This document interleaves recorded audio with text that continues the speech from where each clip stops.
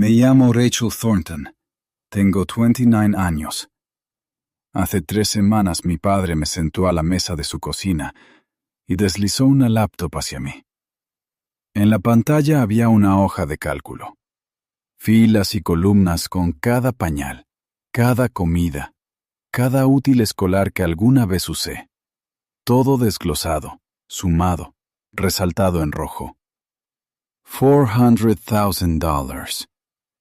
Eso es lo que mi familia dice que les debo por el delito de haber nacido. Pero esta historia no trata en realidad de esa hoja de cálculo.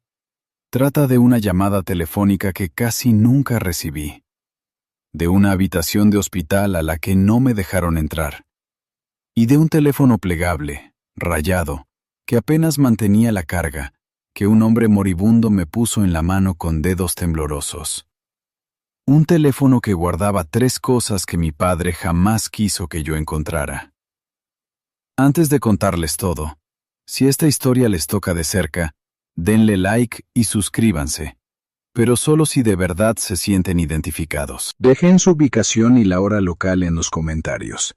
Quiero saber desde dónde me están escuchando esta noche. Ahora, déjenme llevarlos 4 meses atrás, a un domingo de octubre en el que mi padre llamó y dijo 2 palabras que lo cambiaron todo. Reunión familiar. La casa de Richfield Drive. Crecí en una casa de 2 plantas en Richfield Drive, a 20 minutos de Columbus, Ohio. Una calle bastante agradable, céspedes cuidados, el tipo de barrio donde todos saludan, pero nadie sabe realmente qué pasa cuando se cierra la puerta del garaje. Mi madre murió cuando yo tenía 5 años. Cáncer de ovario. Tengo 3 recuerdos de ella.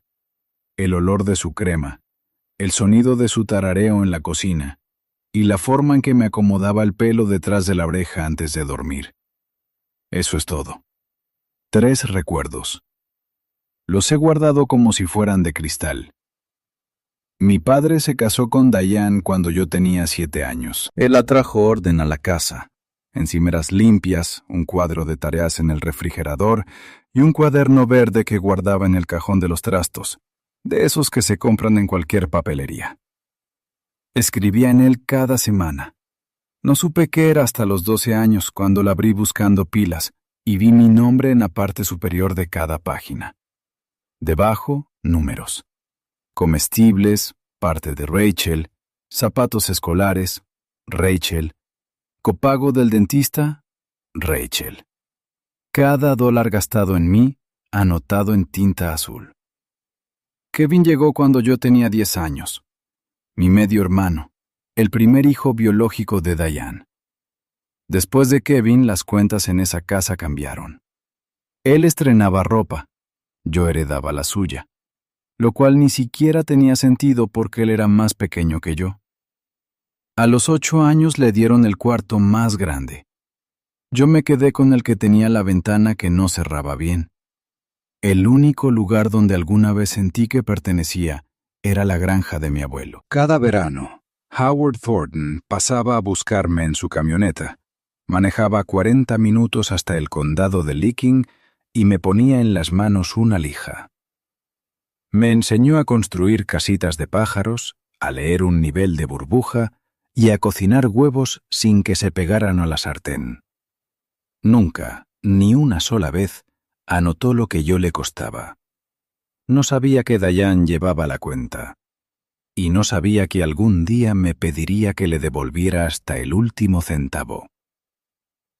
Me fui de casa a los 18 años con una beca para Ohio State y un trabajo de medio tiempo cobrando en la caja de un Kroger. Gerald se paró en la puerta el día que cargué el auto. No me ayudó con las cajas, solo se recostó en el marco y dijo: «No vuelvas sin dinero». No volví, al menos no a vivir ahí. Terminé mi carrera en contabilidad, 4 años sin descansos, siempre con 2 trabajos a la vez. Me gradué con $1,100 ahorrados y una oferta de trabajo en una pequeña firma de Westerville. Un cubículo al fondo, luces fluorescentes, Un jefe que calentaba pescado en el microondas los martes. Pero era mío. Alquilé un apartamento de un dormitorio en la Ruta 3. Pagué mis propias cuentas. Compré mis propios muebles. Casi todos de segunda mano, casi todos decentes. Hacía mi propia declaración de impuestos. Arreglaba mi propio fregadero.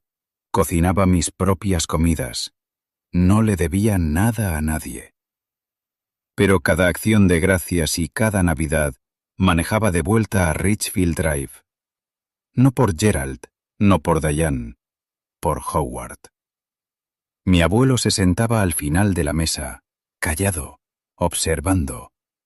Nunca hablaba mucho en las cenas familiares, pero después, cuando todos se movían a la sala, me encontraba en la cocina lavando platos y decía: «Lo estás haciendo bien, muchacha».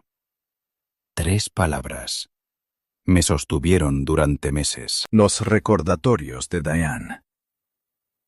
El resto de las visitas eran tolerables hasta que Diane empezó con sus indirectas. Pequeñas al principio. ¿Sabes, Rachel? Esos brackets casi costaron $6,000. O, vi las fotos de tu apartamento en internet. Debe ser lindo gastar solo en una misma. Gerald se quedaba en su sillón reclinable, asintiendo, sin agregar nada, sin frenar nada. Solo asintiendo.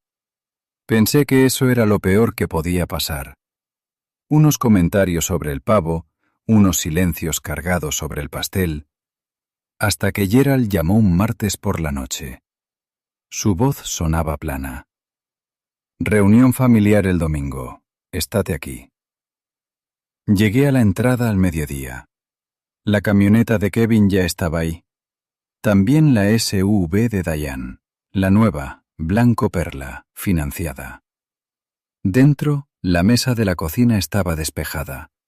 Sin comida, sin café.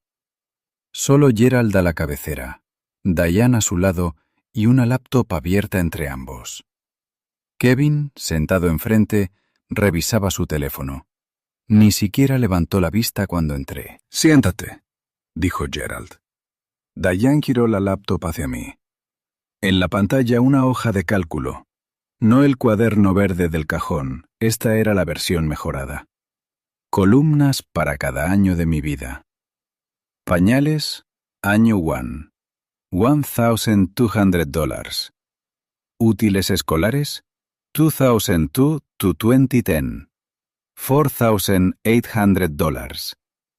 Comestibles, parte de Rachel, calculada por comida, $72,000. Médico, dentista, transporte, ropa, actividades extracurriculares, y en la esquina inferior derecha, en negrita, una celda que jamás pedí. $41,637. «No te estamos pidiendo todo de una vez», dijo Gerald.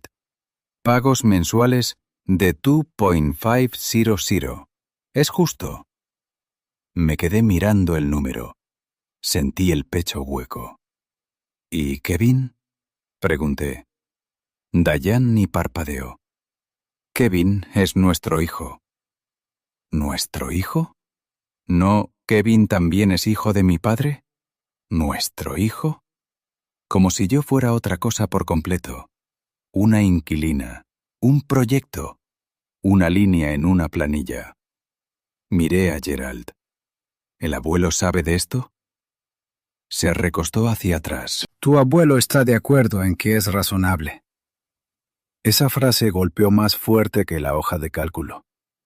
Howard, el hombre que jamás me cobró ni un solo verano, que me metía billetes de $20 en la mano cada vez que me iba de la granja, ¿estaba de acuerdo en que yo debía pagar por haber sido criada? Manejé a casa en silencio, sin radio. Llamé al número de Howard desde el estacionamiento de mi edificio. Sonó 4 veces y se cortó. No fue al buzón de voz, simplemente se cortó. Lo intenté de nuevo a la mañana siguiente. Lo mismo. Y a la mañana siguiente de esa. 3 semanas de silencio, y no tenía idea de por qué. Gerald no esperó mi respuesta. Empezó a llamar a los parientes. En una semana, mi teléfono se llenó de números que no veía hacía meses. La tía Patricia, el tío Dennis, primos con los que apenas hablaba. Todos repitiendo el mismo guión. Tus padres sacrificaron todo por ti, Rachel. La tía Patricia fue la más directa. Cariño, 400,000 suena a mucho, pero piensa en todo lo que te dieron. Un techo, comida, estabilidad. Eso no tiene precio. Quise decirle que estabilidad era vivir en una casa donde las fotos de mi madre desaparecieron la semana en que Diane se mudó, donde me castigaban por llorar el día del cumpleaños de mi mamá, porque eso incomodaba a Diane. No dije nada de eso, solo respondí, gracias por llamar. Diane fue más allá. Publicó en Facebook. Sin nombres, pero cualquiera de la familia podía atar cabos. Algunos hijos olvidan lo que cuesta criarlos. Es desgarrador cuando tu propia sangre te da la espalda. Me gusta.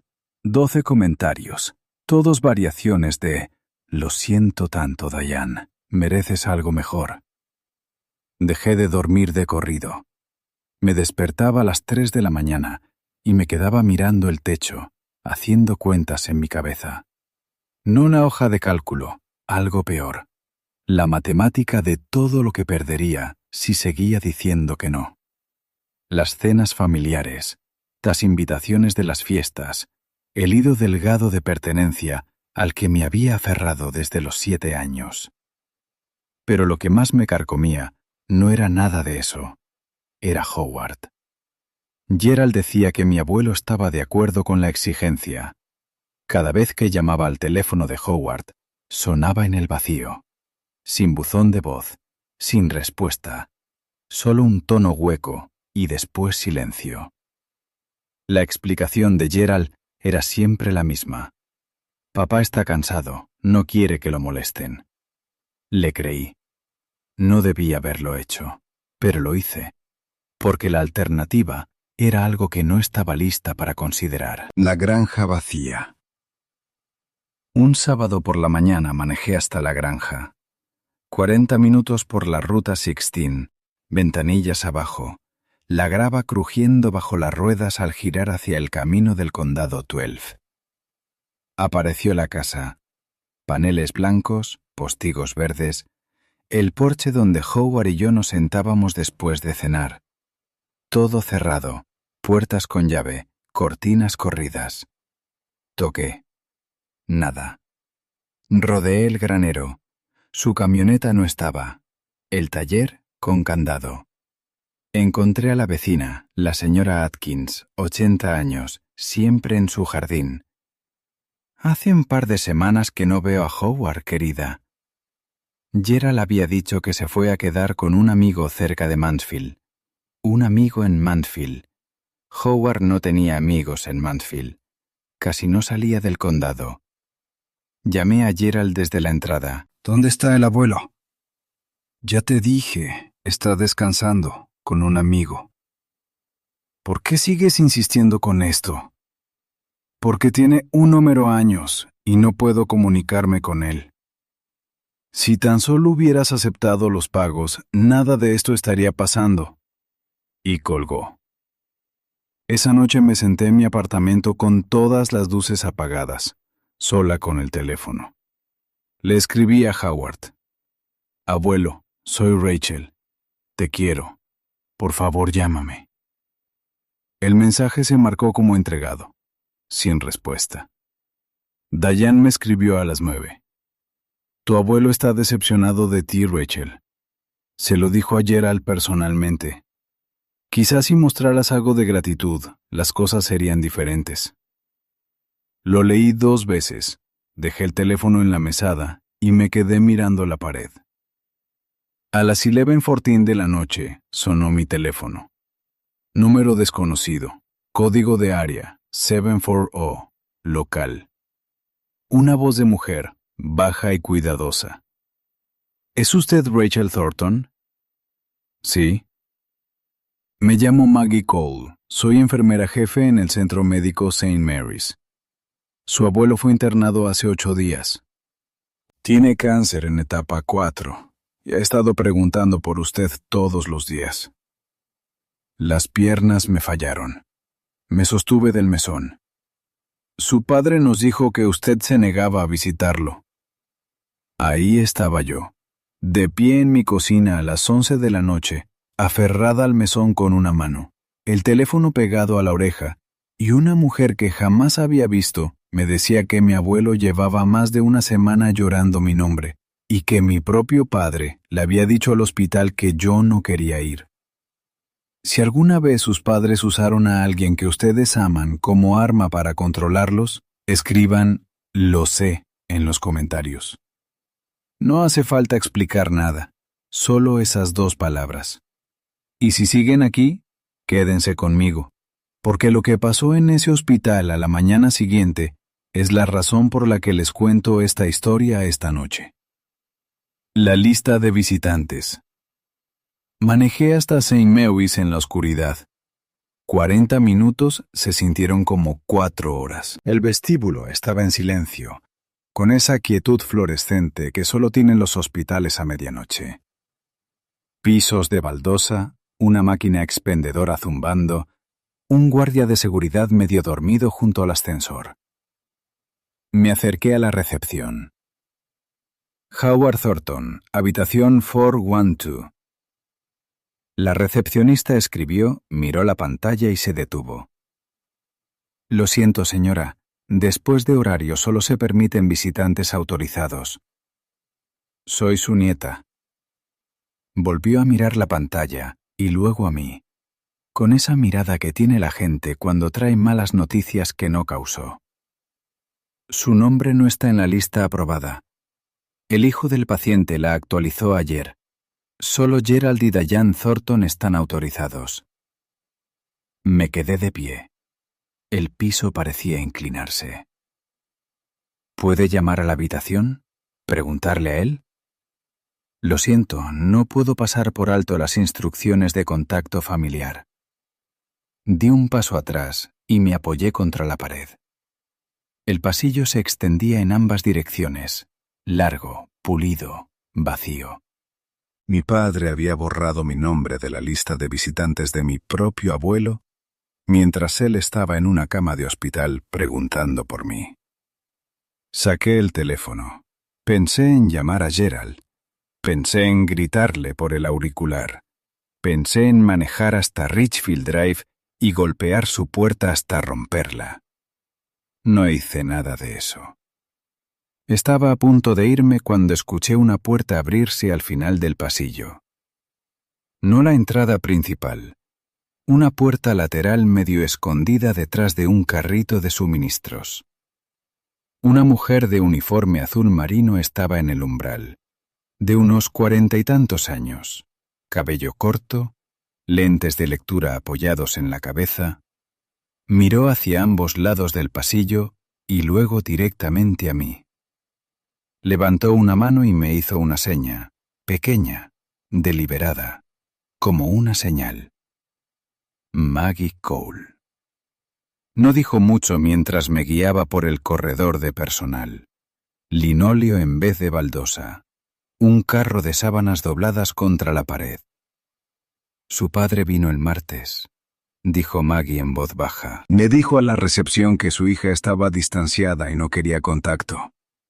Actualizó la lista de visitantes, borró su nombre, agregó el de su esposa.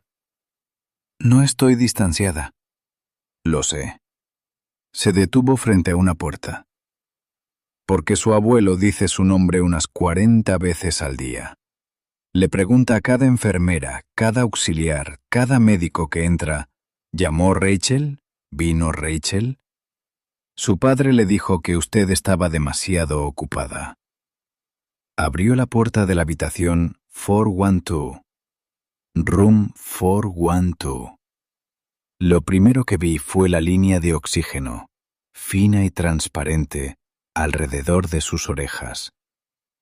Después la manta subida hasta el pecho, demasiado grande para el cuerpo que había debajo. Howard siempre había sido delgado, pero ahora parecía borrado por etapas.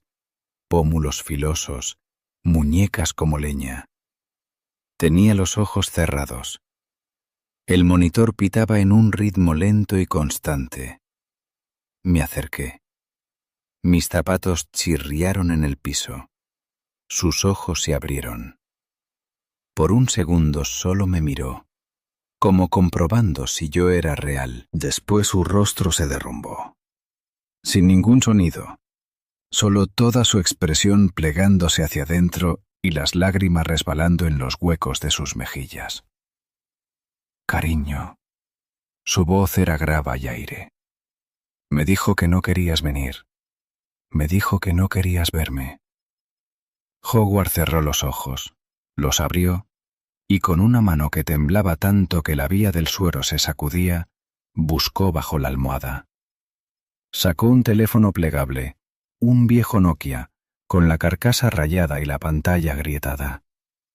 Lo puso en mi palma y envolvió mis dedos alrededor de él. Todo lo que necesitas está ahí.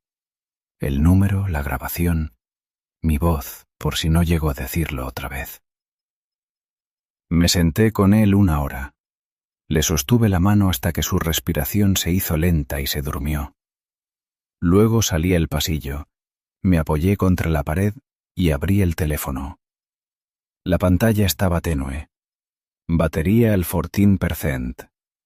Un archivo de audio guardado. Un contacto. Paul Whitfield, abogado. Un mensaje de voz. Presioné play en el archivo de audio.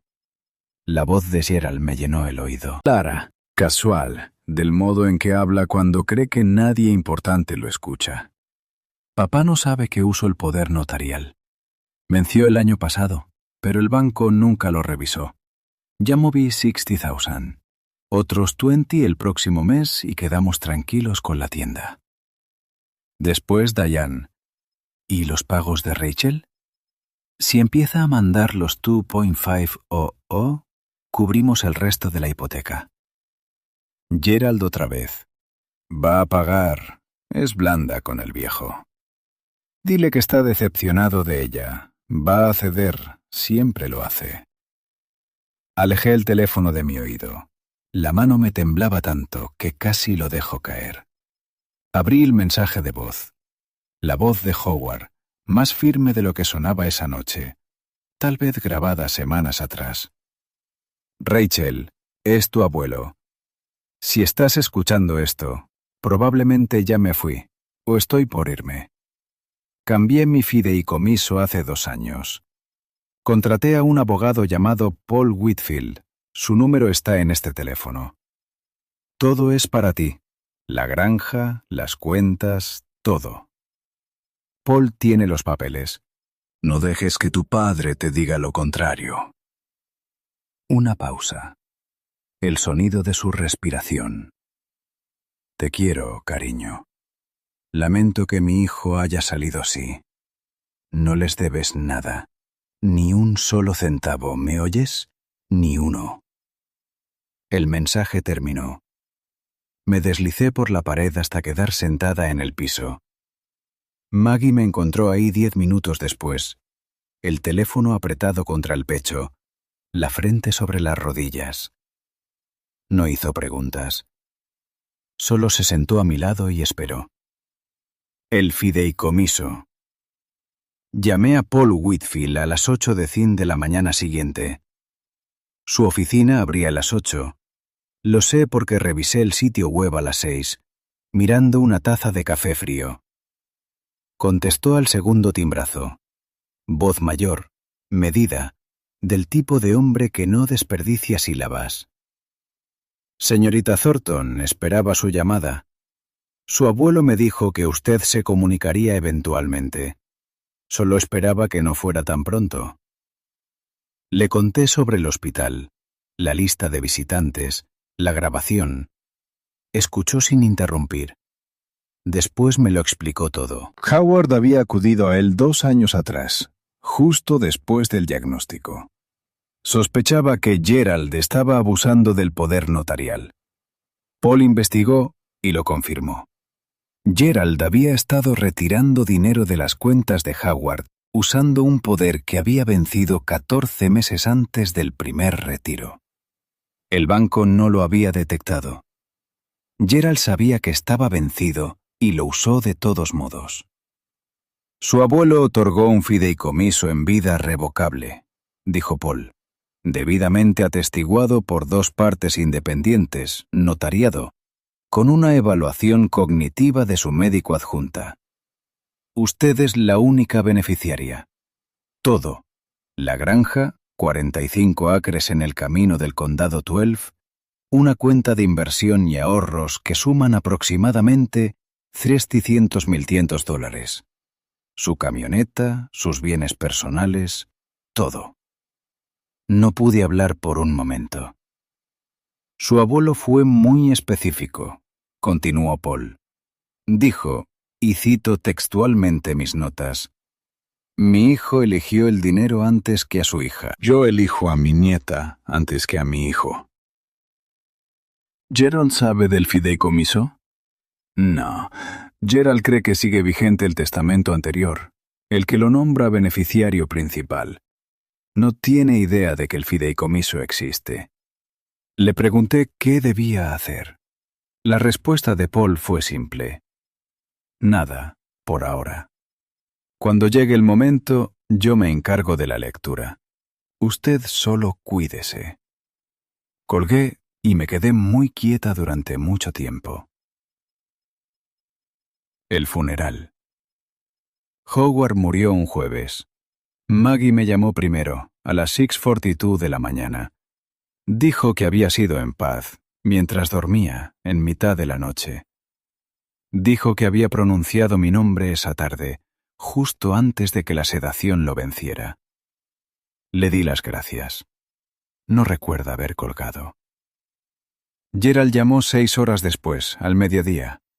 Cortante. Con ese mismo tono plano que usa para hablar de un cambio de aceite. Papá murió.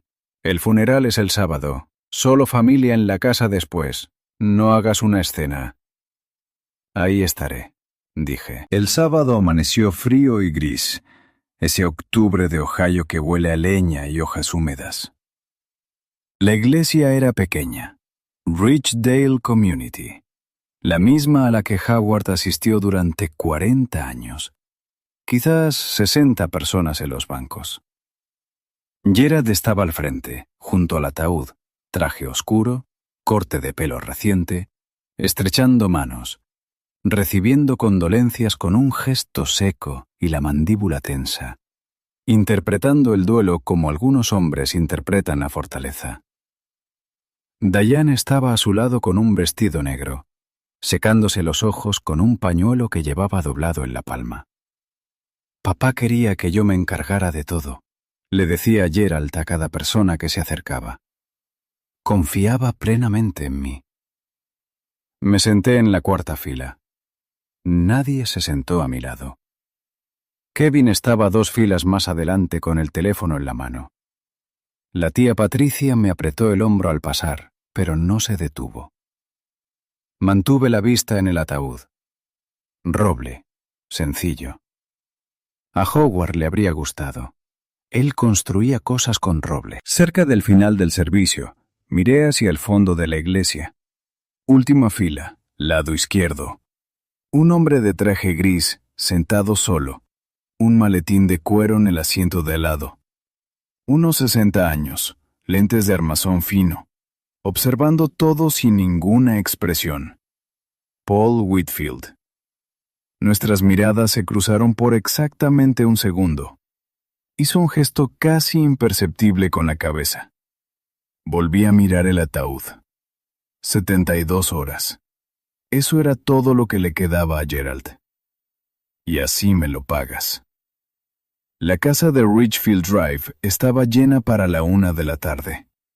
Unos 20 parientes apretujados en la sala y la cocina. Fuentes de guiso en cada superficie plana. Alguien había hecho un pastel que decía, con betún azul, en cariñosa memoria. Me quedé cerca de la puerta trasera con un vaso de agua que no tomé. Gerald esperó a que la sala se acomodara, Gente en sillas, en los brazos de los sillones, apoyada contra las paredes. Después se paró junto a la chimenea. Se aclaró la garganta e hizo lo que mejor sabe hacer: convertirlo todo en algo sobre él mismo. Tengo que ser honesto con todos. Su voz se quebró, ensayada, precisa. Esta familia está sufriendo. La tienda ha estado en problemas. Las cuentas médicas se acumulan. Y odio decir esto frente a todos, pero Rachel se ha negado a ayudar. Todas las cabezas se giraron hacia mí. 20 pares de ojos. Diane se sumó como una corista entrando en su parte. La criamos, le dimos todo. Y cuando le pedimos, no exigimos, le pedimos ayuda, nos dio la espalda. La esposa de mi primo susurró algo tapándose la boca. La tía Patricia miró al suelo. El tío Denis se movió en su silla. Gerald siguió. Papá hubiera querido que nos mantuviéramos unidos. Papá hubiera querido que Rachel hiciera lo correcto. ¿No es cierto, Rachel?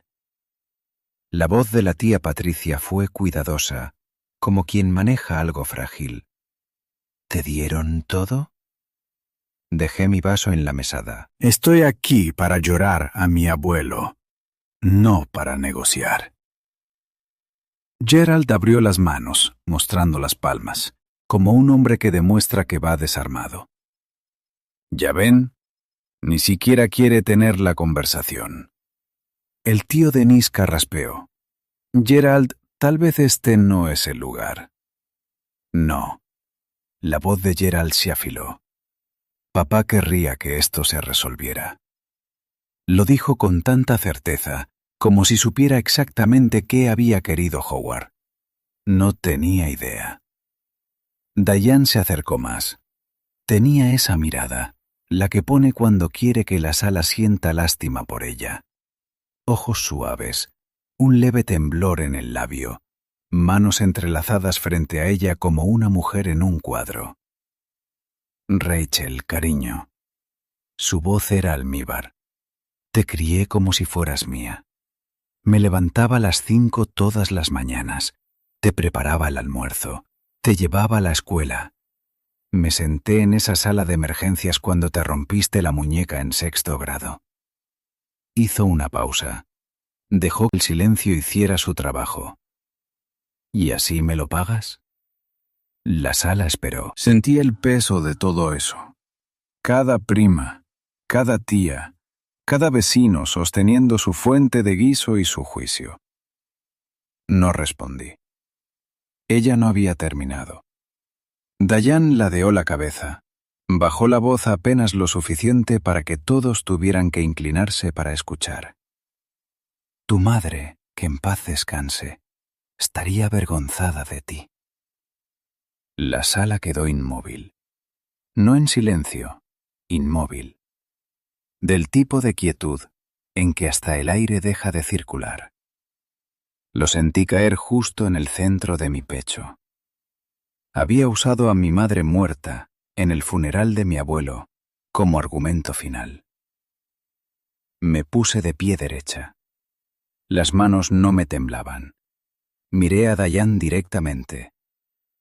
Mi madre murió cuando yo tenía 5 años. Diane, no tienes derecho a usar su nombre. Hoy no. Nunca. Gerald dio un paso al frente. Siéntate, Rachel. No. Tomé mi chaqueta de la silla y caminé hacia la puerta. La sala se abrió sin que nadie decidiera moverse. Simplemente lo hicieron. En el umbral me di vuelta. No hacia Gerald, hacia la sala. Van a saber del abogado del abuelo el martes, todos ustedes. Salí. El sol de la tarde me golpeó la cara, filoso y frío. Caminé hasta el auto, encendí el motor y salí de la entrada. No lloré. Por primera vez en mi vida, no lloré. Martes. El teléfono empezó a vibrar antes de llegar a la autopista. Gerald, Gerald, Gerald. 9 llamadas en 2 horas. Después los mensajes. ¿Qué abogado? El testamento de papá está con Harrison y Marks. Rachel, llámame ahora mismo. Lo que sea que te haya dicho papá, no es lo que crees. No hagas ninguna estupidez. Dejé el teléfono boca abajo en el asiento del pasajero y seguí manejando. A las 7 de la noche, Diane llamó a Kevin. Kevin me llamó a mí. Su voz tenía esa cualidad titubeante que siempre le sale cuando le entregaron un guión que no termina de entender. Oye, Ra, papá está muy alterado. Algo sobre el abogado del abuelo. ¿Qué está pasando? Kevin, te quiero, pero esto no es asunto tuyo. Es mi papá también. Lo sé, y siento lo que viene, pero no es cosa mía. Se quedó callado un momento. Me estás asustando. Buenas noches, Kevin. Apagué el teléfono a las 9. Lo enchufé al cargador y lo dejé sobre la mesada de la cocina como un ladrillo. En algún lugar de la ciudad, Gerald estaba revolviendo la granja entera. Lo sé porque la señora Atkins, la vecina, me lo contó después. Lo vio llegar a la entrada de Howard al anochecer, abrir la puerta con su llave de repuesto y pasar 3 horas abriendo cajones, sacando archivos de la oficina, levantando tablones del piso en el taller. No encontró nada. Cada documento relacionado con el fideicomiso, el original, las enmiendas, la evaluación cognitiva, las firmas notariadas, estaba en un gabinete con llave en la oficina de Paul Whitfield, en East Broad Street. Howard se había asegurado de eso. 2 años de planificación silenciosa, y Gerald jamás sospechó nada. Mi abuelo construyó muebles durante 50 años. Sabía que las juntas más fuertes son las que no se ven desde afuera. El martes se acercaba, y Gerald Thornton no estaba preparado. Esa noche me mandó 14 mensajes. 14. ¿Y saben qué tenían todos en común? Ninguno decía lo siento. Ninguno decía te quiero. Todos eran sobre dinero, sobre control, sobre lo que yo podría quitarle. Si alguna vez recibieron una llamada de su familia que solo hablaba de lo que le deben y nunca de quiénes son, dejen un emoji de fuego en los comentarios. Sabrán que no están solos ahí abajo. Martes, 10 de la mañana, oficina de Paul Whitfield en East Broad Street. Un edificio viejo de ladrillo, 2 pisos, un bufete en la planta baja y una aseguradora arriba. Adentro, la sala de reuniones tenía una larga mesa de roble, 6 sillas de cuero y una ventana que daba al estacionamiento. Sin adornos, solo un cuarto donde se deciden cosas. Gerald llegó 15 minutos antes. Lo sé porque yo estacioné del otro lado de la calle y observé. Entró con el mismo traje del funeral, sin siquiera haberse cambiado la corbata. Diane lo siguió con tacones, la barbilla en alto, la cartera contra las costillas. Detrás de ellos, un hombre que no reconocí, con un maletín. Gerald había traído su propio abogado. Kevin llegó solo, 5 minutos antes de las 10, las manos en los bolsillos, con cara de estar entrando a la oficina del director. El tío Dennis llegó último. Me saludó con la cabeza en el vestíbulo, pero no dijo nada. Paul estaba de pie a la cabecera de la mesa. Traje gris, lentes de armazón fino, el mismo maletín de cuero de la iglesia, ahora abierto, con el contenido ordenado en pilas precisas. No perdió tiempo. Fui contratado por Howard Thornton hace 2 años para preparar y administrar su fideicomiso en vida revocable. Este fideicomiso reemplaza cualquier documento testamentario anterior. Gerald se inclinó hacia adelante. ¿Qué fideicomiso? El testamento de papá está con Harrison y Marks. Llevamos 20 años con el mismo abogado familiar. Paul no parpadeó. Ese testamento quedó revocado con la firma de este fideicomiso. Gerald se volvió hacia su abogado, un hombre más joven, de unos 30 y tantos, ya hojeando un bloc legal. El abogado miró a Paul, luego a Gerald, y negó levemente con la cabeza. Si se ejecutó un fideicomiso válido después del testamento, dijo en voz baja, el fideicomiso prevalece. La mandíbula de Gerald se tensó. Un músculo le latía junto a la oreja. Paul puso ambas manos planas sobre la mesa. Señor Thornton, su padre fue muy específico sobre sus deseos. ¿Procedo? Abrió el primer documento, tapa azul, el sello del notario visible al pie. Leyó despacio, cada palabra calculada. Yo, Howard James Thornton, del condado de Licking, Ohio, estando en pleno uso de mis facultades, declaro este fideicomiso en vida revocable. La totalidad de mi patrimonio, incluyendo la propiedad ubicada en 1847 County Road 12, todas las cuentas financieras en First Federal y Merrill, y todos mis bienes personales, se los dejo a mi nieta, Rachel Marie Thornton, como única beneficiaria. Gerald se puso de pie tan rápido que la silla rodó hacia atrás y golpeó la pared. Eso no es posible. Soy su hijo. Soy su único hijo. Paul continuó como si Gerald no se hubiera movido. El señor Thornton padre estaba en pleno uso de sus facultades al momento de la firma. El fideicomiso fue atestiguado por dos partes independientes, ninguna con relación familiar o financiera con el otorgante, y notariado por un notario registrado del condado de Licking. Tenía 80 años. La voz de Diane se quebró, aguda. Estaba confundido. Estaba enfermo. Paul metió la mano en el maletín y sacó un segundo documento. Se adjunta una evaluación de capacidad cognitiva realizada por el Dr. Alan Morris, médico de cabecera del señor Thornton en la fecha de la firma. La evaluación confirma plena competencia mental. Gerald golpeó la mesa con la palma. Voy a impugnar esto. Voy a llevarlo a sucesiones, cada centavo. Está en su derecho, dijo Paul. Hizo una pausa. Después abrió un tercer archivo, más grueso que los dos anteriores. Sin embargo, también estoy obligado a informarles que, durante la preparación de este fideicomiso, mi oficina identificó una serie de transacciones financieras en las cuentas del señor Thornton padre.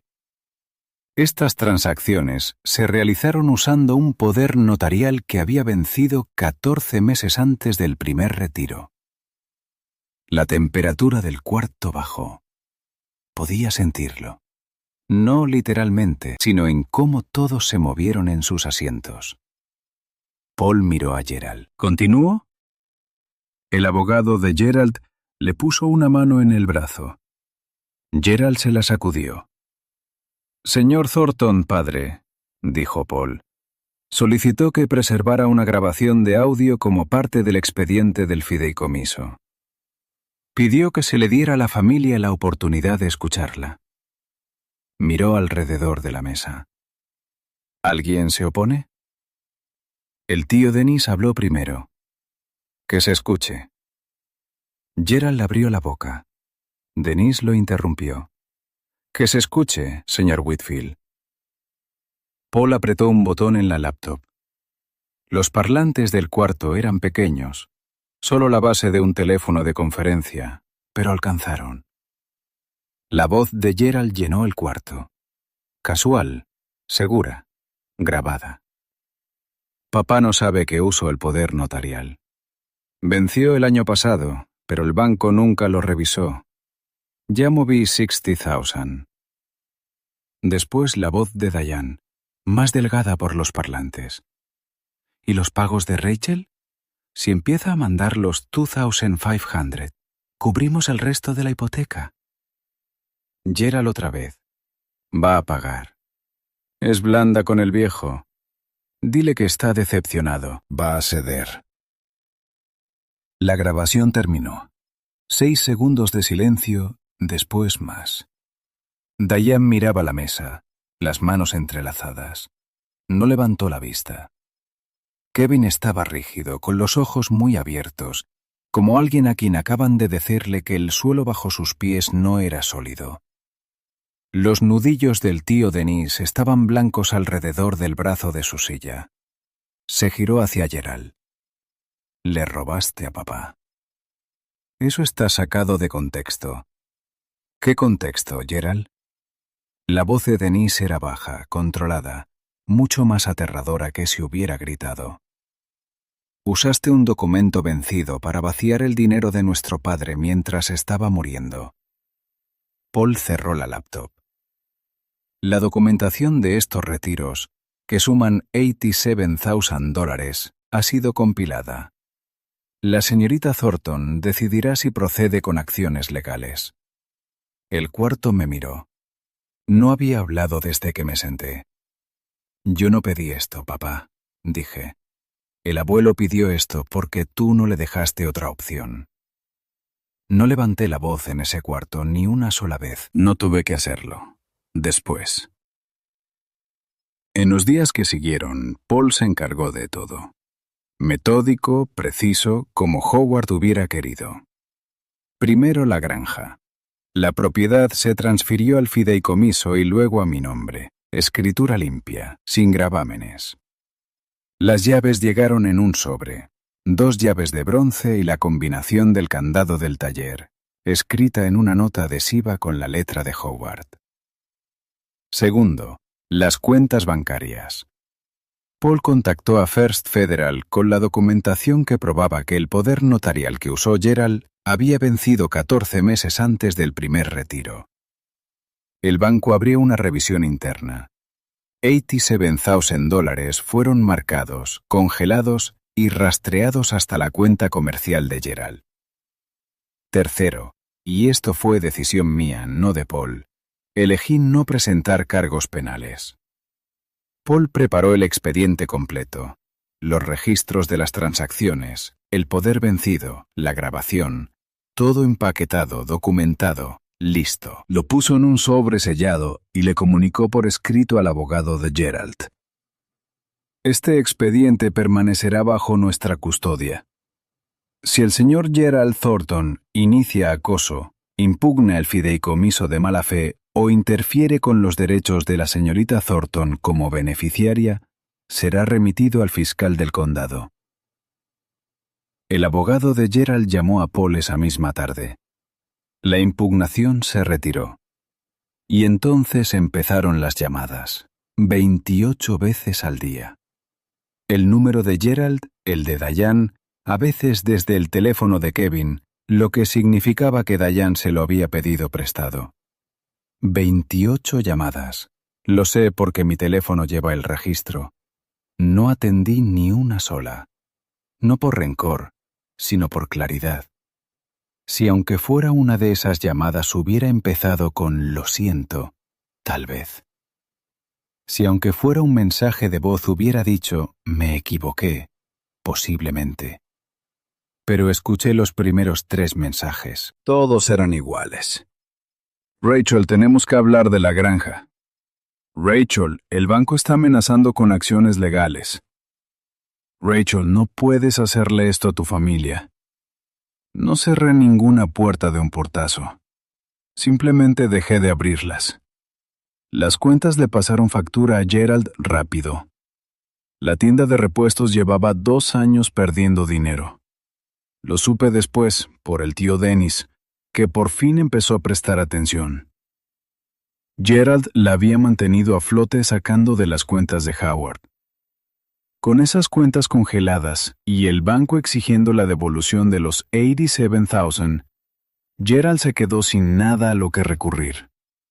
Intentó refinanciar la casa de Richfield Drive, pero la hipoteca ya estaba al límite. El patrimonio no alcanzaba. Diane, la mujer que manejaba una SUV blanco perla, que no podía pagar y que había remodelado la cocina 2 veces en 5 años, empezó a recibir sus propias llamadas de cobranza, tarjetas de crédito, un préstamo personal que ninguno de los dos había mencionado a la familia. La comunidad se movió como se mueven los pueblos pequeños. Despacio y después todo de golpe. Los clientes habituales de la tienda de Gerald empezaron a manejar hasta el taller de cadena en la ruta 161. El pastor de Richdale Community, la misma iglesia donde se había hecho el funeral de Howard, tuvo una conversación privada con Gerald. No sé qué se dijeron, pero Gerald dejó de asistir.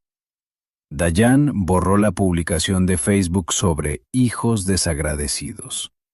Borró toda su cuenta una semana después. El tío Dennis me llamó un miércoles por la noche. Su voz sonaba áspera. Debí haber prestado atención, muchacha. Debí haber hecho preguntas cuando papá se enfermó. Lo siento. No lo sabías, le dije. Debí haberlo sabido. Kevin también llamó. La primera conversación honesta que tuvimos en años. No lo sabía, Rachel. Te juro que no sabía nada de esto. Te creo, pero lo siento tiene que venir con un cambio, Kevin, no solo con palabras. Se quedó callado. Me voy a mudar a principios de año. 28 llamadas al día. Eso fue en noviembre. Para diciembre bajó a 15. Para enero, 3. Después, 1. Después, silencio. No dejaron de llamar porque me perdonaran. Dejaron de llamar porque se les acabó lo que pedir. Los pueblos pequeños tienen memoria larga. Eso es lo que nadie te dice sobre la rendición de cuentas pública. No hace falta anunciar nada. La verdad viaja sola. Para febrero, todo el entorno de Gerald sabía alguna versión de lo ocurrido. No los detalles exactos. Paul mantuvo sellados los expedientes legales, pero sí lo suficiente. Dennis se lo contó a su esposa. Su esposa se lo contó a su hermana. Su hermana jugaba a las cartas con 3 mujeres de la iglesia. La carta Gerald me escribió una carta en marzo, 4 páginas, escritas a mano. Me senté en el porche de la granja y la leí con una taza de café que se iba enfriando en la mano. No era una disculpa, era una explicación. Estaba bajo presión. La tienda se estaba hundiendo. Tenía deudas que no podía cubrir. Hice lo que tenía que hacer por esta familia. Tienes que entender. No planeé que llegara tan lejos. Estaba tratando de mantener todo unido. Usó la palabra familia 11 veces.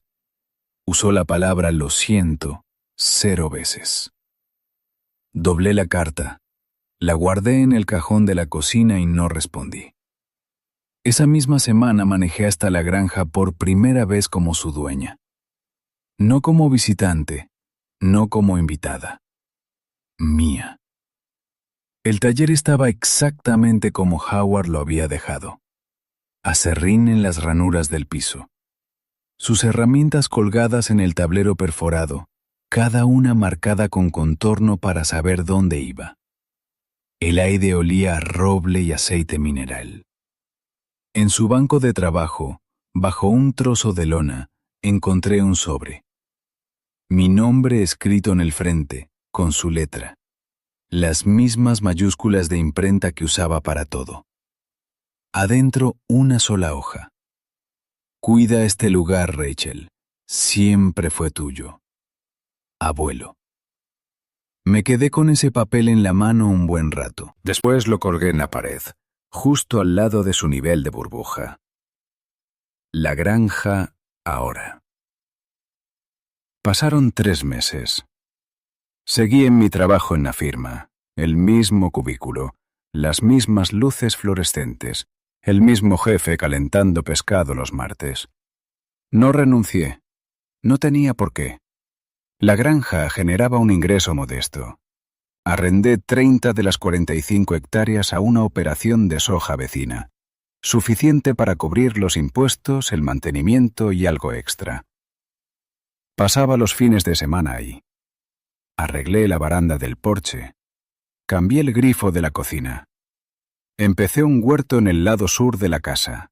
Tomates, pimientos, zapallo. Howard lo hubiera llamado un buen comienzo. Establecí límites con Gerald y Diane, no con una llamada dramática, sino a través de Paul, con una sola carta enviada por correo certificado. Toda comunicación entre Gerald y Diane Thornton y mi cliente deberá dirigirse a través de esta oficina. El contacto personal, incluyendo llamadas, mensajes de texto y visitas sin anuncio previo, no está autorizado. Lo pusieron a prueba una vez. Diane apareció en la granja un sábado de abril. Vi su SUV desde la ventana de la cocina. Se quedó estacionada 20 minutos. No salí. Al final dio marcha atrás y se fue. Fue la última vez. Kevin vino a la granja en mayo.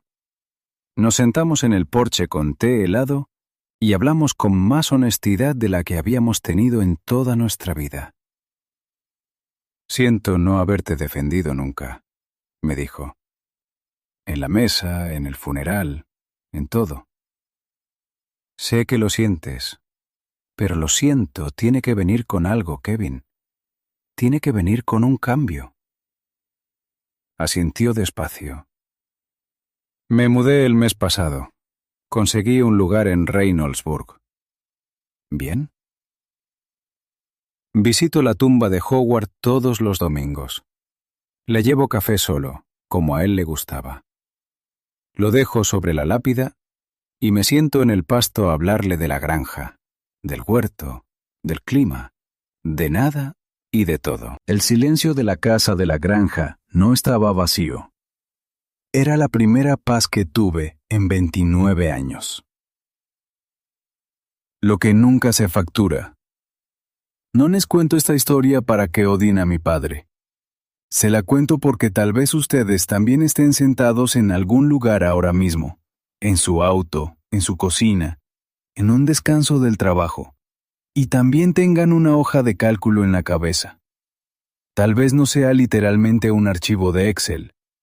Tal vez sea solo una voz, un padre, una pareja, un hermano, recordándoles todo lo que deben, cada sacrificio que hicieron por ustedes, cada dólar que gastaron, cada inconveniente que causaron por el simple hecho de existir.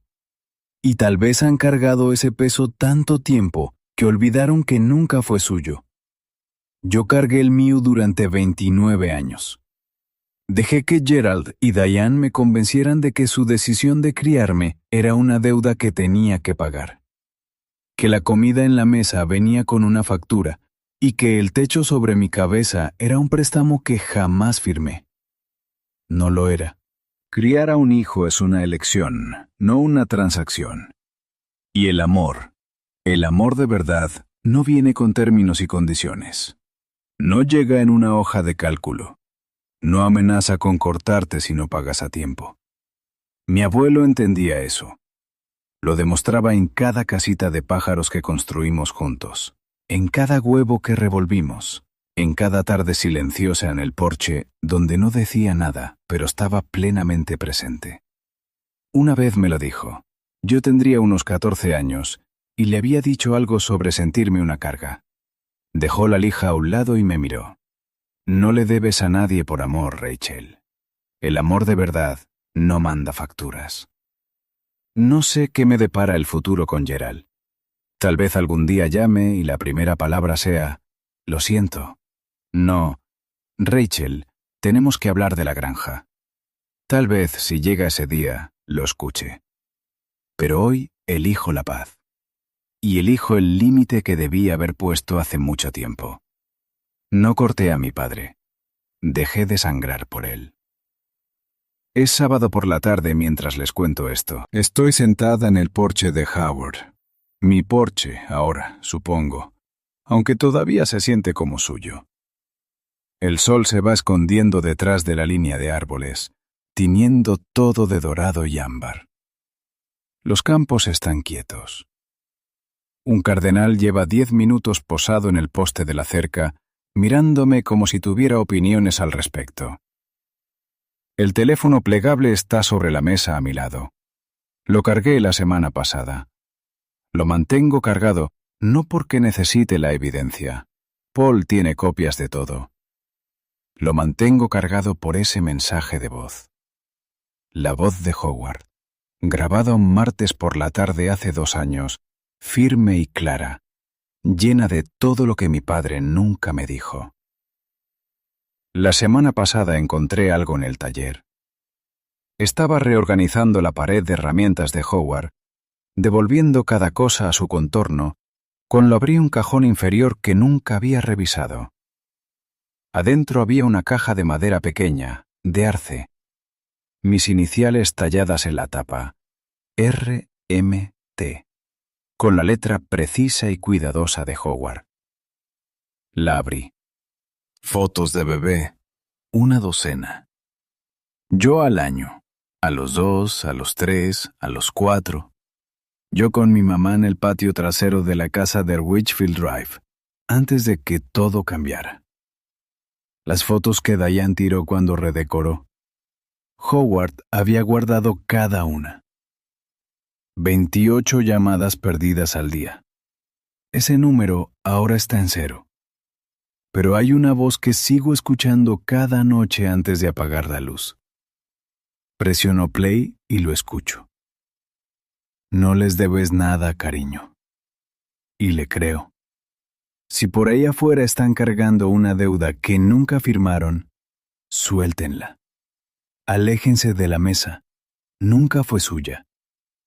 Ese peso que están sosteniendo, pueden soltarlo ahora mismo. Nadie tiene derecho a cobrarles por estar vivos. Esa es mi historia. Si les tocó algo real, quiero escuchar la suya. Escriban una palabra en los comentarios, solo una, que describa lo que su familia dijo que les debían. ¿Fue dinero? ¿Lealtad? ¿Silencio? ¿Gratitud? Lo que sea, déjenlo abajo. Las respuestas más poderosas podrían aparecer en mi próximo video. Y si quieren escuchar otra historia sobre alguien que se negó a cargar una deuda que no era suya, dejé un enlace en la descripción. Es sobre una mujer a la que su madre le exigió devolver todo el fondo de su boda, la semana antes de la ceremonia. No se van a querer perder cómo termina esa.